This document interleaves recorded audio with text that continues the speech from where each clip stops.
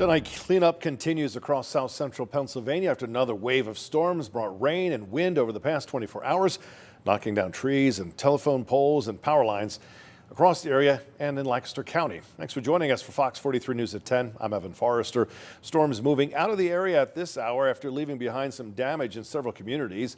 Now that the severe threat is over, meteorologist Ali Babicki will tell us what we can expect going into the weekend. We've got team coverage tonight as those cleanup efforts and crews look to restore power across the area. Fox 43's James Corrigan has the latest on how communities are stepping up to help those without power. And we start with Fox 43's Matt Kleinitz, who has a look at how people are still dealing with the aftermath of severe storms. He's live in Lancaster County. Evan, throughout most of the day, more than 1,200 people were left without power after trees fell on power lines throughout the Christiana Borough area in Lancaster County. I spoke with people on how they were trying to cope with the extended power outage.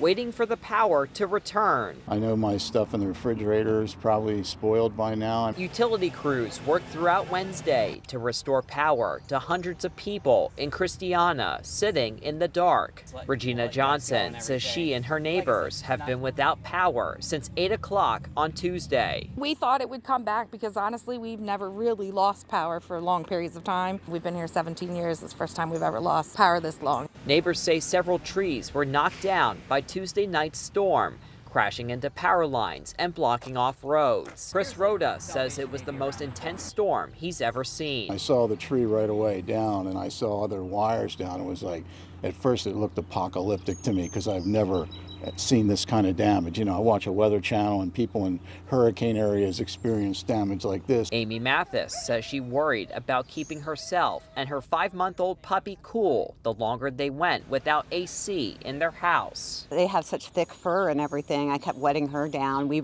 kept wetting our heads down, everything. And I mean, luckily we didn't have a heat warning. Mathis got power back in her house around 5 o'clock and is hoping her neighbors will also have their power restored without any issues. The big joke is we're probably going to lose it again in like 5 hours. So we're fingers crossed not going to do that. Now, according to PPL, the power should be fully restored to the borough residents by around 11 o'clock this evening. Evan? So, Matt, you made a joke about being hammered again in a couple of hours. How were conditions throughout the evening there?